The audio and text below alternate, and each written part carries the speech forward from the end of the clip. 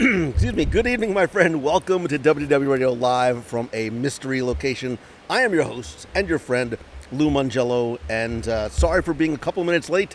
I am in a clearly remote, non-Disney location. I am actually in Washington, D.C., speaking at a podcast conference. Actually, I'm speaking tomorrow, but I would not, to the best of my ability, want to miss tonight's live show. So I am in the beautiful atrium of the Gaylord National, I don't know, some sort of Gaylord resort right in D.C. I think Virginia is like right across the river. So thank you very much for joining me tonight. I need to put on my glasses so I can read all of your chat and the comments. I hope the audio is at least decent enough. I am quick and dirty setup here in the atrium. So we'll do a quick show tonight, chat about anything that you would like, including but not limited to. Hopefully you've had a chance to at least get started listening to this week's, not the shortest show I've ever done. Is it the longest? Possibly. Our ultimate D20, the Ultimate Disney Fan recap show. We had a lot that we needed to cover. Hopefully you've gotten at least part of the way through. Some of you clearly have, based on some comments and some messages that I have been receiving, and having some fascinating conversations on social and some of the other channels, and both private messages and public conversations, not Publix, the supermarket. I am very tired and very jet lagged. Darren says, I absolutely love the 3-hour D23 recap show. Thank you very much, buddy. I always, there was a lot to cover, and sometimes I look and I see that number, and I know you might see it in your feed and be like, what is he possibly talking about for 3 hours? But we wanted to cover the entire event and the announcements and have, the conversations that needed a certain amount of time to have them. And I didn't want to break it up into two shows, because by next week it would not be as timely. So that's why the good Lord invented a pause button, but hopefully you've been able to take a listen. And I welcome any of your thoughts about the announcements that we covered, the discussion that we had. I know some of you, Jim Rohosky says, how dare Nicholas? So just so you know, the weekend, so I came back from Expo. I was home for a couple of days. I had to get both my kids off to college and then leave at 2 o'clock in the morning, on Monday morning, which is basically Sunday night, to come here. So there were some audio issues, and I was editing until like 11:30 the night before. So some of you have the unedited version where I did run downstairs to go and get Nicholas, but and that's fine, because I'm human and we make mistakes and life gets in the way, and if you want to sort of peek behind the curtain of how it goes, that's some of exactly what happens. So Carol says, I'm halfway through, planning to finish it later on this evening, enjoying it so far. Yeah, I think when we get to some of the conversations, including but not limited things like Tom Sawyer Island, certainly I understand some of the and look, that's what makes us Disney fans. It's the love that we have for this place comes from a place of emotion and nostalgia. I have it too. I get it, but not every decision that Disney makes everybody happy. So let me quickly catch up on some of the John, good to see you. You're going to be listening on the long run tomorrow. Thomas Swan says, I only have 314 episodes. Thomas, are you actually going back and trying to listen to each and every one? Because if so, 1, thank you. 2, that's a lot of Lou. But I appreciate you, brother, for doing that. Marlisa, nice to see you. For all of you who are just popping in, thank you very much for being here. Kristen as well, and the Jacksons in Leawood, Kansas. Quickly catching up. So Tom Eckert says the Lost Adventures Club hurt way more. Look, Tom, I think we all have those things that over time have come and gone, right? Whether yours was Mr. Toad, the Skyway, 20,000 Leagues Under the Sea, the um, the McDonald's fry cart, a show, a parade, whatever it might be. We all things that hurt a little. I get it. I don't know, part of the conversation we had this weekend, part of the conversations I just had, there was a meetup here with some other folks who are theme park fans. And obviously we talked a lot about this. One of the things that we talked about was what attractions, if any, are untouchable. And I think if I would have asked you this question a month ago, I'm not sure how many people would have said that it was the Great Movie Ride. I don't know that would have been the one that would have necessarily made people be like, no, this is the one you can't touch. It's Haunted Mansion. It's somebody tonight was talking about, the train is untouchable. Is Carousel of Progress untouchable? Vero Mike says, I still haven't gotten over Losing Horizons. A lot of it, look, we have fond memories of riding Horizons, but, part of what our fond memories are, at least for me, was Horizons never had a line. World of Motion never had a line, which is why those attractions are not there anymore. There was never a line to go to Tom Sawyer Island. And look, we can, sort of go around on this, and I absolutely understand the emotional part. I understand the views. I understand the sounds. We just did the top 10, I don't remember, some sort of sound-related thing, and I mentioned specifically the Liberty Rail Riverboat. So I get that, right? And I will miss that sound, and I absolutely understand that. But, sometimes to give way for new things, something from the toy box has to go. And in this case, fortunately or unfortunately, it's... let me just take care of some of these comments here. Sometimes things have to go that we may not pay a lot of attention to sort of consciously, but I certainly get the very passionate responses, and nobody's right or wrong, right? We're allowed to feel how we want to feel about that thing, about that place. So I will never criticize anybody for feeling the way they do. Karen says, I love them all, but they were not good uses of space. Look, I on the show this week, I gave unemotional, in my mind, logical, and some are, I know for a fact, most of them I know for a fact, reasons for why Tom Sawyer Island being there, while it may be good aesthetically and emotionally and sentimentally, from a business perspective and from a guest perspective, it does not make sense to be there. And sometimes we have to sort of, and some of the comments I've read about me are not very kind, but sometimes I also need to distance myself emotionally, and I think we all do. I think we need to put ourselves on the other side and say, look, if I owned a restaurant or I owned a business, and a significant portion of my business is closed half the time, it doesn't generate any revenue, and I could put something in there that I know is going to bring more and new patrons to my restaurant, of course you're going to do it. If this section of the restaurant that's empty and is hemorrhaging money is just sitting there, and you can put something else in that place that you know is going to bring guests, of course you're going to do it. Take the emotion out of it. That place, here's a perfect example. There's this little sort of park-like area here, but if that could be a revenue generator, then there's reasons to do it, especially if it's something that costs money to leave there. Rivers of America, Tom Sawyer Island, the maintenance of that space and having, cast members, it costs money. So I get it, and I again, from a purely unemotional, not remembering how much I love, the certain sounds and memories I have, it's the reasons why I was able to say what I did. And whether you agree with me or not, that is, that's perfectly fine too. I understand, but it is what it is, and it's coming. And I think in time, much like, for those who lost Adventures Club, nobody's, I think we all love Disney Springs a lot.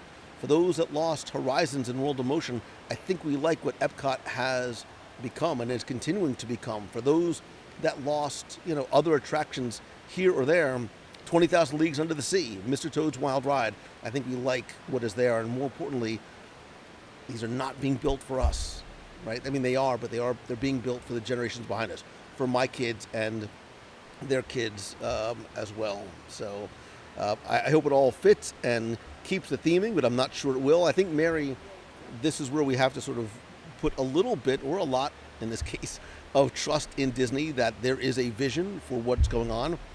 You're right. The literal and figurative landscape of Magic Kingdom is going to change.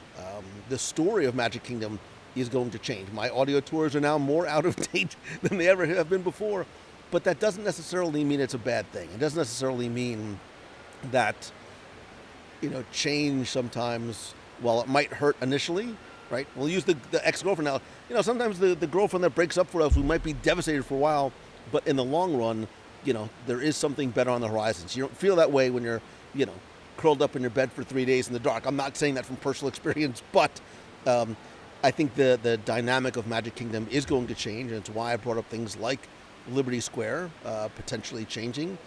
Hall of Presidents, has inherent issues, especially over the last, not just few years, but I think the last, 8, 12, 16 years, whatever it might be.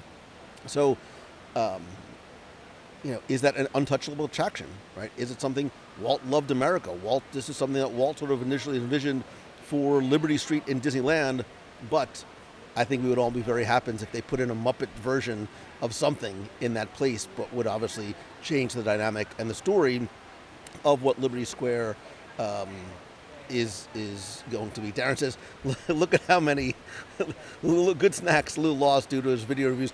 Darren, I'm trying not to kill anything else. I'm changing up the way I'm doing the reviews. By the way, I apologize for the breakup of the videos, but did you see and did you like my 5 must-try snacks over in Disneyland? If you haven't checked them out, go over to Instagram. It's broken up into 2 videos, but I invite any feedback. And I have another video almost ready to share tomorrow. I'm spinning a lot of plates all at once. So, Walt Disney did not want that place to become a museum. If they don't make these changes, that no one's going to come there. Change is good. It keeps it current. And James, and that's why I brought up the point about Walt never having the opportunity to see an attraction mature to the point that it's not just there for, a few years, but be there like this for 40, 50 plus years to say, hey, I cannot speak for Walt. I would never presume to. But being a businessman, right, being a forward thinker, I'm sure he would have to re-examine things and say, hey, it's time to swap this out for something else that is not only newer and more relevant, but in the next 40 years is going to continue to delight and, more importantly, attract generational fans. And I think that's what's happening here. And again, I appreciate the passion. I understand it. I get it. If I was doing this from a purely emotional point of view, I would absolutely be on board. Like, don't change anything. I'm still upset about 20,000 Leagues Under the Sea, but I have to think about it from both sides of the coin. Brad, thank you for the welcome. I am at the Gaylord, which is beautiful, by the way. I was able to venture out a little bit. Only last night I was invited to a dinner at Fogo de Chao, which was a multi-hour, multi-course parade of meat. I came home, I had to do some work, and I fell into a wonderful meat coma. So unfortunately, I'm not able to see DC proper or any of the things I haven't really seen since I was in Cub Scouts many, many years ago. So, Sheldon says, excited for Villains Land and agree with you that Tom Sawyer has less of a draw in Magic Kingdom than Disneyland. Disneyland has Fantasmic attached. And Sheldon, I think that's it, too, for the people who are so mad, who sometimes don't want to answer the question, well, when is the last time you visited Tom Sawyer? And the response is, well, it's not about how often I go there. It's the visual, it's the aesthetic, it's the water. I absolutely understand. But we don't know what the visual and the aesthetic is going to be of Cars Land. We don't know what this little sort of mountain peak that they're going to, according to the concept art, put in there is going to be like. We don't know what water features are going to be, and I have a feeling that there will be water features there. So, we're speculating on something that nobody has seen in real life yet. So, it's why I'm sort of I'm hopeful and optimistic. So, Rich says, change is good. Change is hard, sorry, but it will be good. Imagine all the new attractions, dining, and snacks that are on the way. Rich, I can't even start to think about the food that they're going to bring into Cars Land, into Villains Land, into Monstropolis. Please, please, for the love of, all things, please make Harryhausen's be an actual sushi restaurant. Let me see. Kira says, hey, the new episode is amazing. Also, I've been to that hotel. The lobby is so great. Kira, thank you very much for your kind words and taking the time to be here tonight. And yes, the hotel is amazing. Great conference center. It's huge. Tomorrow's the last day I'm here for a conference called Podcast Movement. And tomorrow, FYI, I am talking about you, not you specifically, Kira, but you individually and collectively, the clubhouse, the community, the family. I'm talking about in a session I'm calling Podcasting in the Relationship Economy, and the importance of creating and fostering and finding and welcoming and inviting relationships, not just from a podcast perspective with listeners, but with other creators as well, working and collaborating with others. But really the focus is about this, right? I'm going to talk about tonight and the fact that I went live from here. Yes, I'm talking about Disney, but it doesn't sort of matter where I am, because this is about the community coming together, not just so that you can hear from me with it, so that you can talk to one another as well. It's why we do Meets of the Month, which I know I haven't done in a couple of months because I've been crazy traveling. It's been ridiculously hot, but I promise next month I'm definitely going to have a meetup. Jeff C., good to see you. I am missing you here at Podcast Movement. Jeff and I attend a lot of conferences together, which is usually just an excuse for us to go out and eat. Jeff, I went to Fogo de Chão last night, invited by somebody else, so it was a free meal, which made it even better, but it was in fact a multi-hour parade of meat and Brazilian cheese bread, so I'll just leave that out there. Jimmo says, we struggle with nostalgia for progress. We absolutely do, Jim, and that is the difficult balance that we all sort of have to face. So Tom says, if you're not growing, you're dying. Try to live by that. Tom, I think you're right, and I think it's easy for people to say, well, look, you have all this other land. Why don't you just build there? It's easier said than done. It's more expensive said than done, and certain things just make sense here. And I know Cars Land on its face does not make sense in Frontierland, but I think, again, the literal and figurative landscape of Magic Kingdom is clearly changing. It is clearly changing. Some might say for the better, some might say for the worse. I think time and guests will be able to tell. But I will tell you, I have received an overwhelming, and sometimes without even me sort of going at, amount of feedback telling me how excited people are, how excited their kids are for this place, and why these things just make sense. So for all the people that are passionately against Cars Land coming to Tom Sawyer Island, there is a large contingent of Disney fans and their kids who are very, very excited for this coming. So,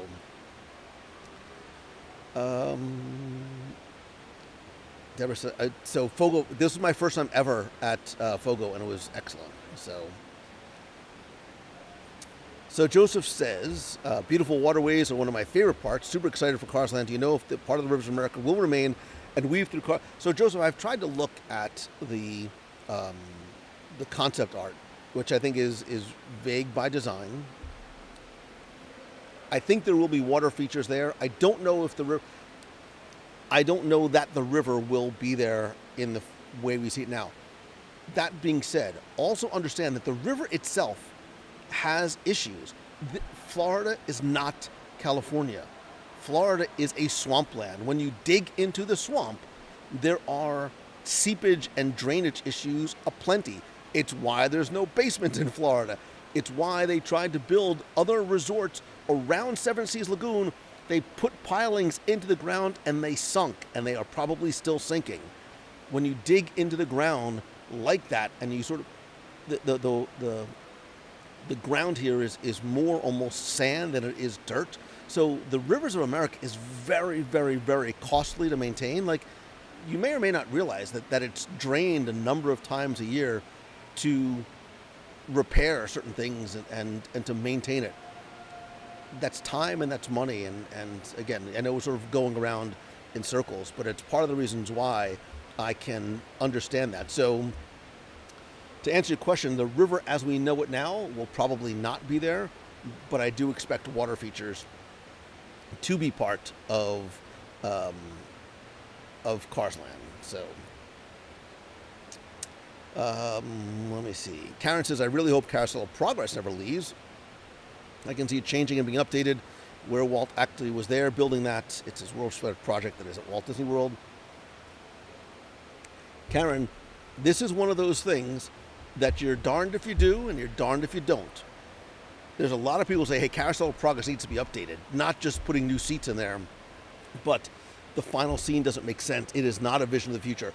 If you look at the story of Tomorrowland, Carousel of Progress, when Tomorrowland was this futuristic city, was meant to be a museum. That's how you justify the 1980s scene. You go there now, 99.999% of the guests don't understand that or care, or it doesn't really apply as much. They see that scene and go, this is outdated by 20, 30, 40 years, right? However many years it is, Carousel of Progress is no longer as relevant. It is to us because we know of the Walt history, but for the average guest coming in, they're not like, wow, we need to go ride Carousel of Progress, 4 or 5 times. So is it untouchable? I don't think it is. I'm not saying that it should be removed, but then you run into the problem, well, if you update Carousel of Progress, now you're sort of messing with the thing that Walt created, that Walt had his hands on. How do you update it? What do you do in that final scene to not make it be outdated in 6 months after it's completed? Because like Tomorrowland itself, it's the issue that you have with creating something that is meant to sort of represent the future.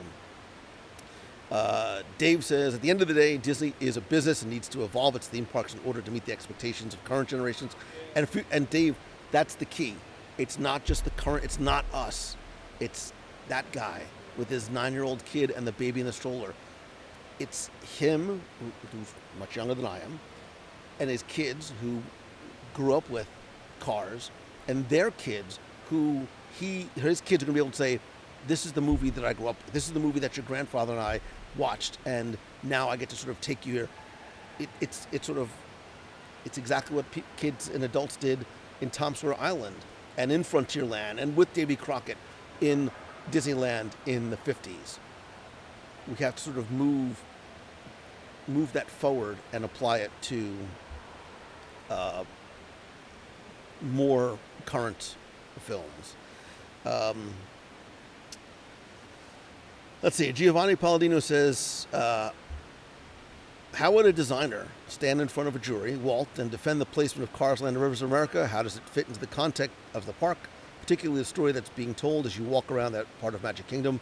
Walt believed in change. He also believed in some things are worthy of preservation, same day that may even come for the castle. So I don't think it'll...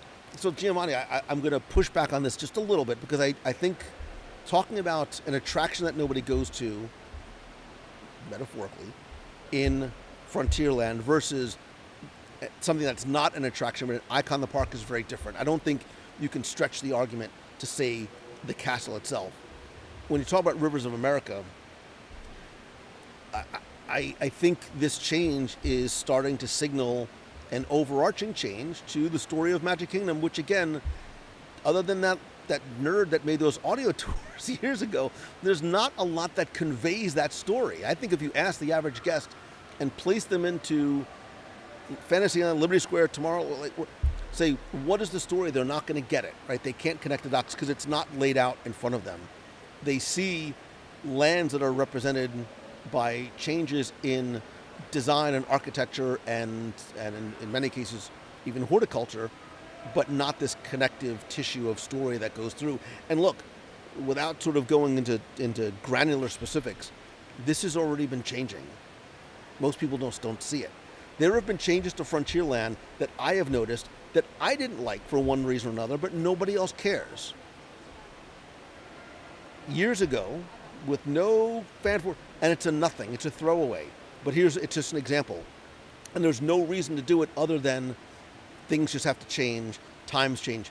There was a sign on one of the facades in Frontierland, right if you stare at Pecos Bills, the entrance sort of facing Liberty Square, the main entrance there, and you move off to the right, there's a number of different facades. One of them used to say Chinese Laundry on it. The Chinese Laundry sign is gone.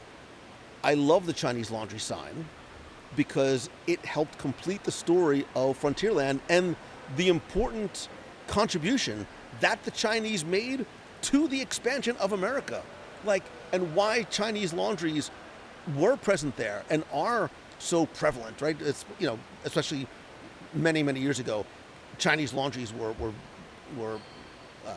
very prevalent throughout the entire country, which came from them, the Chinese creating laundries after they helped to build the Transcontinental Railroad. This story continued, and you won't necessarily pick it up, but into Wilderness Lodge. There's a section of Wilderness Lodge that is specifically designed to convey this is sort of the building of the Transcontinental Railroad, the influence of the Chinese, the color that's being used is to represent that.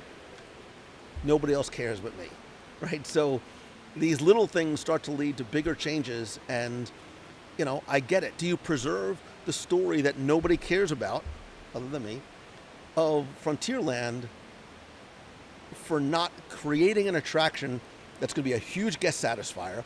That's good, and I'm not going to sort of repeat everything I said on the show. It's a huge guest satisfier. It's going to thin out crowds and lines on other attractions because you now have an e-ticket attraction. It's going to solve financial problems. It's going to be a massive revenue generator, and it's also going to bring guests who maybe haven't come to Walt Disney World ever or in a long time to the park because their kids are going to go, Mom and Dad, there's a Cars. I love Cars. I grew up on Cars. Can we go to Disney World? Those are the conversations that are going to happen. So I get that. And I also think that's why it's not going to happen with we're going to tear down the castle and put a Starbucks in the middle of Magic Kingdom. We're going to put some other, attraction in the middle of Magic Kingdom. So you are obviously welcome to disagree with me. This is one, ridiculous nerd's opinion.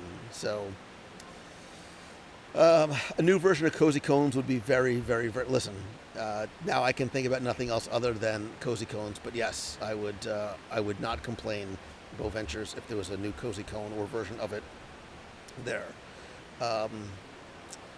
Martin Blanco is going to be attending the session tomorrow. Thank you, man. It is good to see you here and here. Becky says you can don't report back. I found out after the fact the sessions here are very, very short. This is a presentation that I've given, similar to a presentation that I've given elsewhere, which runs over an hour. I have 30 minutes. So it's like the Muppets. It's going to be a glorious 3-hour presentation. You got a minute and a half. So I'm going to go fast. So, or at least as fast as I can. Let me see. Let me quickly catch up. Christine Morrison, nice to see you. I'd rather lose Tom Sawyer Island for them to shortchange Villain's Land. Ryan Burke, thank you very much. It's a very kind comment. I can't even read it out loud because it's.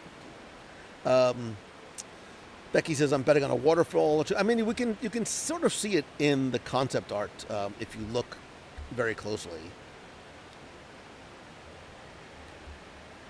The Haunted Mansion being on the path to Villain's Land will be amazing. Again, nobody is complaining about Villain's Land going there, right? It's interesting how we sometimes are maybe, and I'm not saying it's intentionally, but we sometimes are even subconsciously selective about the things that get us mad. Nobody is complaining about the Haunted Mansion, which is supposed to be in, upstate New York, right? The Hudson River Valley, connected to Fantasyland, Columbia Harbor House, Liberty Square. Nobody cares that there's a Villain's Land behind it because we're able to justify why that's there because we want Villain's Land so bad. And it's not, Villain's Land's not replacing something, it's not taking something away. But when we lose something, certainly, again, I understand. So I will be very curious to see what they do with the Liberty Bell and the riverboat. So, Steve Ray, I just saw your question. Any idea what they? What does one do with a custom built stern paddle wheel boat that runs on a track in Magic Kingdom? I don't know. Do you park it somewhere? Possibly. Let me see. Let me catch up here. Marlisa says, I hope the People Mover stays. Look, people are still mad about the People Mover leaving Disneyland. Like, that comes up every single year. So there are certain things that, we who are Disney fans will never get over. I do. Like, I have fond memories of Mr. Toad. Yes, I get to ride it in Disneyland, but it's different. I really miss 20,000 Leagues Under the Sea, but I also understand why it had to go away. Like, not just for the accessibility and the load time issues and the amount of guests that you can put through that attraction an hour, again, from a business, but, I remember watching my mom climb down into it. I remember sort of sticking my head in that portal. I remember those red leather seats with sort of the gold, pin buttons on it, and the sensation of, at least in my very young mind, of actually going underwater. But, look what we were able to get instead. So, let me see. Mary says, I don't know if the average guest cares about the story that we do. They probably don't. But that being said, we do care about the story, and I respect that. And, even conversations I've had with friends who are very, very upset and very mad about this, I think we let our emotions sort of get hold of us, and, all of a sudden, oh, Disney's doing this, and I, blah, blah. I try not to react that way and try and take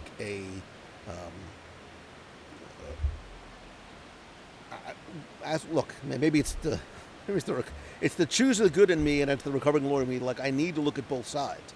I need to understand both sides so I can understand the argument to be made for each. And I do. And I understand the argument to be made for bringing Cars Land in. And would that be my choice of where I would put it? Of course not. It's easy for me to say, well, just build here, build there, create all brand new infrastructure. But there's also a lot that we probably don't know. So, David Coons, I am streaming from the Gaylord, whatever this is called. Gaylord, what's it? Gaylord, I don't know. The Gaylord in Washington, D.C. I'm here speaking at a conference. So, Becky Mahankin says, the key for me was if they kept everything from the last generations, would the parks be relevant to us? I'm glad they're moving forward. The parks will live on for generations and make future fathers and daughters together as it did for me. I think I know what you're saying in that sentence, and I agree with you. And if you don't agree with me, and Beck, that's it. The Gaylord National. I respect your opinion, and I also understand it. Again, if I sort of just put my emotional Disney fan hat on, I absolutely get it. So, let me see. Josh Olive says, respectfully, I think there's room for both the old and the new. I think there is as well. Look, I think, there are a lot of people who say, why is attraction X still there? Nobody goes on it. It's not relevant. It's old. It's dated. And a lot of those attractions on both coasts live in places like Fantasyland. You can easily make arguments for why certain older attractions that do not necessarily have long lines can and should go away, but don't. So I agree with the idea that there is room for the old and the new, and I think that's what's happening. I think that's why I think there are certain things that are kept purely for nostalgic reasons. So, let me see. Chauncey Friend, it's good to see you, man. Been really thinking a lot nostalgically about the 09 Dream Cruise. Wow. When you say 09, it sounds a lot longer, farther away than it was. So, Martin Blanco says, turn the Liberty Bell into a seafood. It sounds great in theory to be able to do something like that, but it just does not have, there's just no room. I mean, there's no kitchen in there. It would be more expensive to try and fit that to become a restaurant than just building a brand new, paddlefish type restaurant. Curtis says, Walt Disney World was different when I took my children. It's different again when we brought our grandchildren. It'll be continue to change with each generation. As long as they have a Walt Disney World, I will be happy. And Curtis, I think that's a great way to put it, because, again, you're seeing it not just in terms of your eyes, but your children, your grandchildren. And you're right. I'm still just happy and love this place and appreciate the fact that we have it to go to. So, let me see.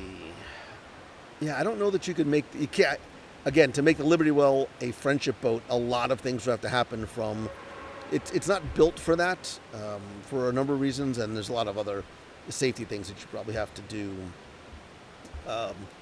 Karen says, 20,000 Leagues used to flood the women's cast member dressing room. So Karen, I'm assuming you know this from personal fact, and it's a true story, but that's it, right? So those attractions that are water-based in this swamp cause a lot of problems that we as guests don't know or hear about. But when we hear stories like that, and look, I know of stories of the rivers of America and why they have to drain it sometimes, and a lot of the issues. I'm not just talking about the lunatics that go in and decide to go swimming, or alligators or bears, but just from a purely maintenance point of view. And again, I don't want to speak for anyone, so this is very much hearsay, but I asked Tom Sawyer about Tom Sawyer Island, not just because he played Tom Sawyer in Disneyland, but he also worked in and for Walt Disney World and in Magic Kingdom. And when somebody like Tom Nabby, who's a Disney legend, says, when I ask him this question, he touches on nostalgia and then talks about all of these different reasons why it needs to go away. Like, he, of anybody, gets the nostalgia, but also gets the practical reasons why some of these things have to go. And I think we need to sort of be more understanding of that and put ourselves in Disney shoes and maybe think of a scenario like a restaurant where what is happening is more applicable and relatable. So, Marlisa, any good food in DC? I have not been outside of the convention center. I was starting to eat my Old Bay fries, but then 7:30 came very quickly. But I did go to Fogo de Chao last night, and it was amazing. So, let's see. Darren says, oh, by the way, 4 new ships. That was Becky. You just heard squealing from wherever you are. Again, look at all the things that we got that nobody was expecting. Look at all the gifts that Disney put under our Christmas tree for us that I think we're so focused on Tom Sawyer Island and his Muppets going away. And I think that's why they didn't announce the location because they didn't want to take away. I would have maybe made the announcement a bit later to give us some time to just sort of let us enjoy that moment. But I think it's a double-edged sword whether you announce it right away or you announce it sometime later. I'm happy I'm not the person who has to sort of make those announcements and or those decisions. So somebody mentioned, I saw it before, somebody mentioned the Tomorrowland Speedway. Tomorrowland Speedway is another potentially great example of a slow-loading, low-throughput, gas-guzzling, noisy attraction that could make way for something else. I have countless memories of riding that with my dad, in his lap, sitting next to him, with him having to put his foot on the gas for me, until I was about 35. And then taking my kids and doing the same for my son and my daughter. The same types of stories that Josh had told. That may go away someday. It doesn't take away the memories that I have. It doesn't take away the sense of nostalgia that I have for an attraction that I never ride on anymore. But as I walk by, I sort of smile a little internally. It's the same for me that holds true for Tom Sawyer Island. Just because it's changing, it doesn't take away the memories, and it's hopefully making a way for something else that will create memories for future generations as well. So, anyway, I think think we've talked about Tom Sawyer Island and what's going to be coming enough, and time will tell. Hopefully, if you are sad, I get it, and hopefully the wounds start to heal as we see good things that are coming. So, let me see. Some of you talking about the upcoming cruises. Yeah, I was just talking to somebody about this tonight because he was asking, like, what's your future plans? And, like, when are you going to get a chance to take a rest? I'm like, probably in November. Like, literally, I said to somebody, this was an honest conversation. Like, wow, you've been really busy and running around. I'm like, yeah, and I got momentum when I come back. And then I cruise. Like, I'm planning on trying to take a day off in November. And she looked at me like, what did you just say? I said, yeah, like November. I think I'm going to try and take, like, a day or a half a day off and just, like, chill and watch TV. And she's like, you, sir, are an absolute lunatic. But that being said, I'm super excited for the Halloween on the High Seas cruise. I was actually thinking I had a new idea today for something that I want to do on the cruise with us. And I've got my costumes all ready. I just have to, like, get them in to my... Right. I may wear a costume every day. I love Halloween, and I think nobody is going to know... Not nobody. Very few people will know 2 of the costumes that I have planned. One of them they will, most people will. The other 2, they're a little obscure, and not necessarily Disney related.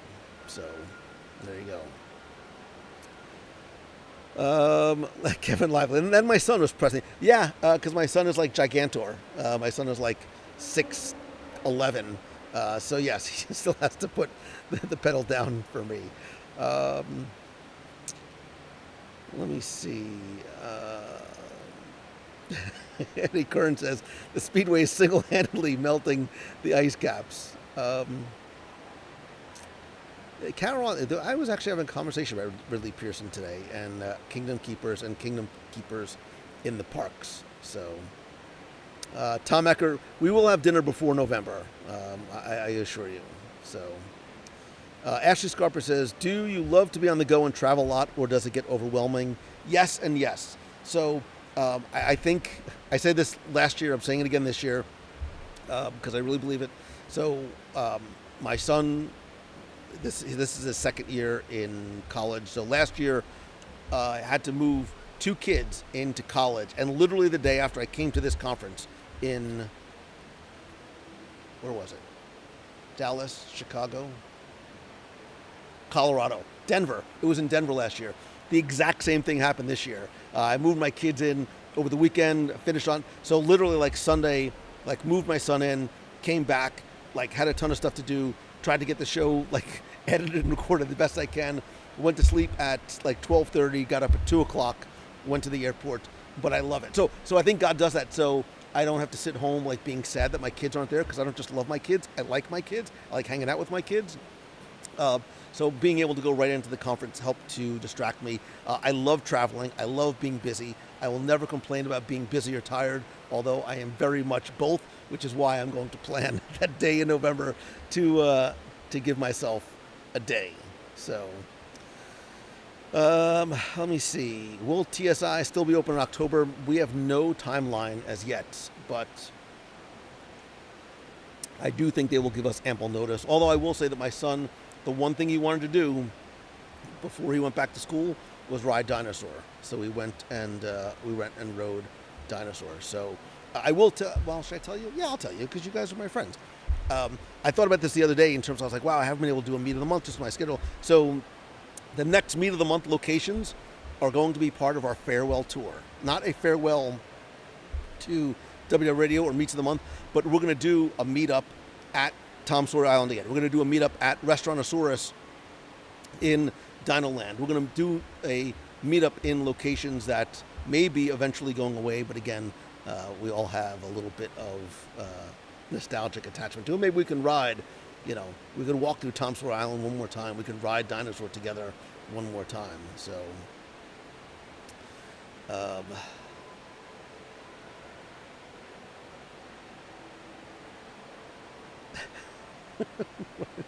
Kevin Live said, kids in college either need to travel or get really into World War II history and start smoking meats.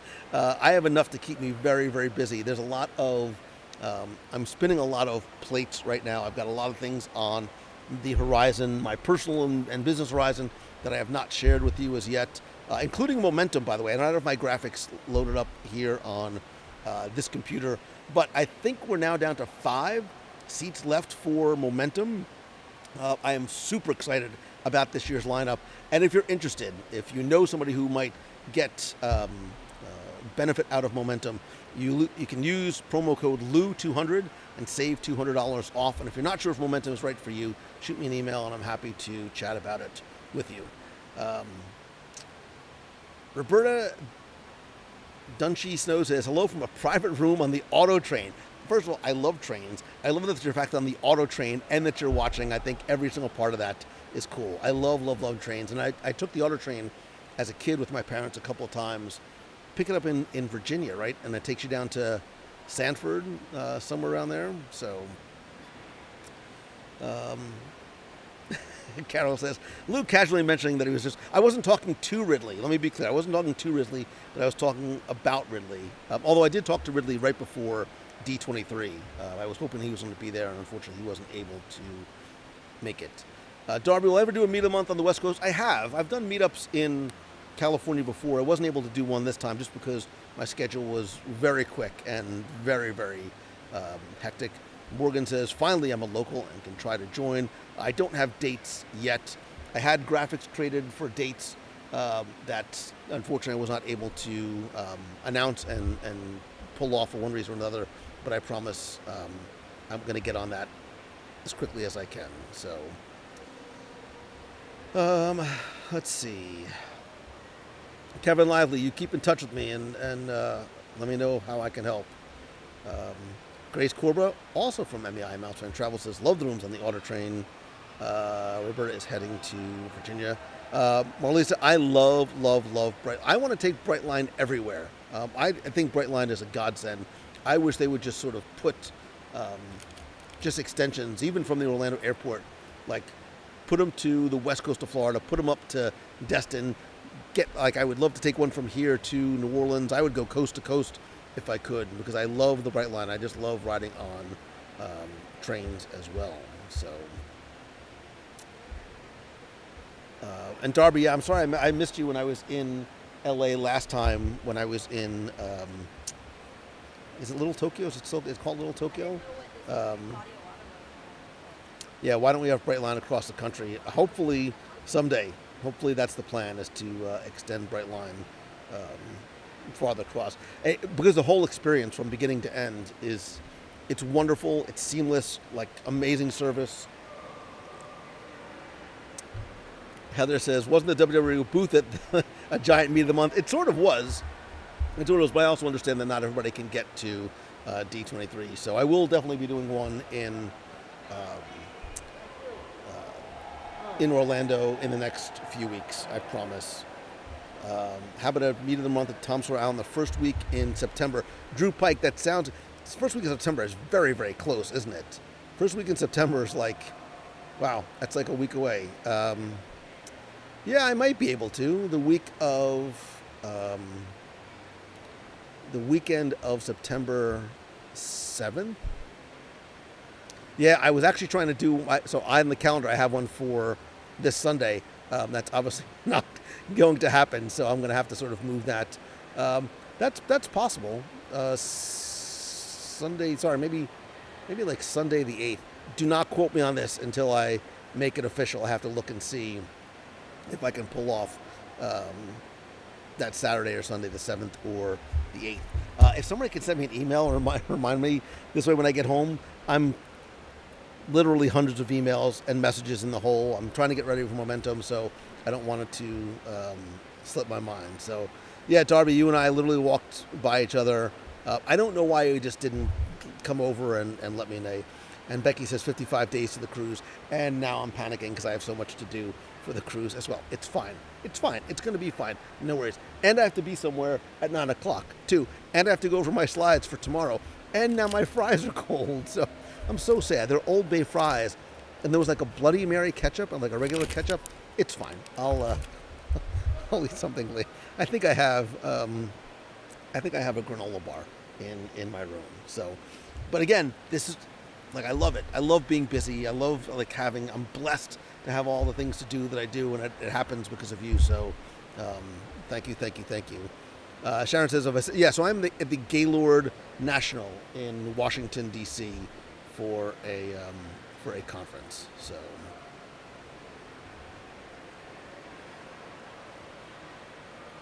Gray says the new Brightline station is coming to the Cocoa Beach and Port Canal. Like, being able to take the train to a cruise, like, dreams really do come true. So, Marlies, I probably will grab something. Although I think, is there food where I'm going? I don't know. I was invited to something, and I have to just go and pop over. Sharon has a comment. Sharon, it is a great, it's a beautiful resort. There's actually, I haven't been out there, but I see that there's the river is right there, and there's actually like a river walk with like attractions and restaurants right down the street. So I wish I could stay here longer and sort of enjoy a little bit of the hotel and Washington, but alas, I need to get back and get to work. So let me just catch up and see any last thoughts, questions, comments before I head out for the evening. The granola bar is probably healthier than the truffle fries were really good. Wait.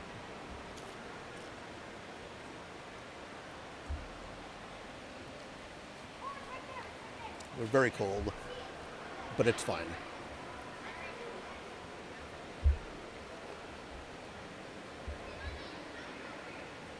There's an MGM, Martin, do not tempt me with an MGM casino down the street. I have been itching to play poker for a long, long time and haven't had a chance to do it, but I can't, this is not the trip for me to do it. So somebody asked if I can sort of show. And actually last night, I posted on my Instagram.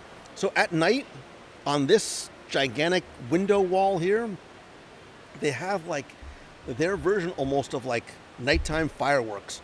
Check out my Instagram. It still should be there. I think from last night, my Instagram stories. And no, they're not. I'll see if I can post it again tonight. It might be on. Yeah, I'll see if I can post tonight. They do a great show here at night. And it's a very family-friendly resort, too. There's a lot of kids. There's a scavenger hunt that you can do here in the atrium as well. So, yeah, and I saw that there's a plane. Yeah, the airport is, it's very, very close to here, so very easily accessible. So, yeah, should have gotten, I think they have pizza here. So maybe, Brett, that's not the worst idea in the world. Darby says, what are the best food, T-Rex or Rainforest? I want to know. God, I haven't been to T-Rex, Andy. It's probably been a good 10 years since I've been to T-Rex, and maybe even longer. Rainforest, so I can't even speak to the current menu. But T-Rex is a really fun. If I had to choose one or the other, I would choose T-Rex, just because I think that the environment is fun, and I just love me some Steven Schussler. So, anyway. All right, it is almost 8:30. I have a lot to do tonight. I have an appointment at 9, and then I have to go and go over my slides and presentation for tomorrow. Got a little bit more work I need to do before I get to bed tonight. So thank you very much for joining me from wherever you are here in Washington, D.C. I appreciate also, by the way, all of the comments, positive and in agreement and otherwise, about this week's show. Please do me a favor. If you want to help, and I've been asking this since, literally since the very first week of the show. If you'd like to help, the best thing that you can do is share out this week's episode or last week's conversation with Josh. Post it on your social. Text it to a friend that you might think would enjoy it and share a link to the show.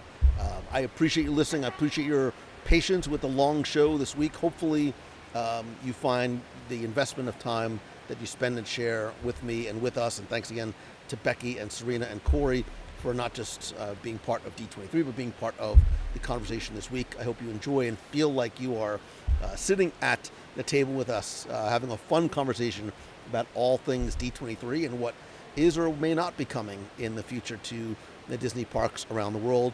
If there's ever anything I could do for you, please let me know. If there's anything you'd like to hear on the show, please let me know. When you're coming to Walt Disney World, or if you're coming to the Gaylord, or if you're going to Disneyland, or if you want to join us on some of our upcoming events, first of all, go to www.radio.com/events. We have, I think, one spot for Japan, one spot for our Adventures by Disney to Southern California, which is going to be amazing, by the way. We still have some spots left for our river cruise on the Seine next year, and our cruise on the Disney Treasure in February. There's a lot of stuff going on. Visit our friends over at Mouse Fan Travel for a fee-free, no-obligation quote. More importantly, go there because they treat you like family, and it is why I've continued to work with them and trust them and recommend them for so many years. So, Hannah Boyd says, I like the long shows, the more the merrier. Thank you for that. 3 hours was a little bit longer than I expected or hoped, but hopefully you find it worth it. And yes, Becky, I was hoping you weren't going to pay attention because I was going to say, stay tuned because there is a very special event that we finally got approval for coming in October. I leaked it to somebody tonight a little bit, and they were very, very excited about what we have planned. Next week, I'm going to have details, and we'll be opening up tickets for you guys as well. So stay tuned. I wish if I could kick Becky out of here, I would tell you more details, but she'll freak out and start texting me. So I love you. I appreciate you. I don't think it's going to work here because I'm not on my home computer. Yeah, see, it's not set up here. I love you. I appreciate you. Thank you very much for the gift that you give me each and every day and each and every week for being part of this community and this family. And I hope that you have an amazing day and even better tomorrow. And I will see you really soon. Bye.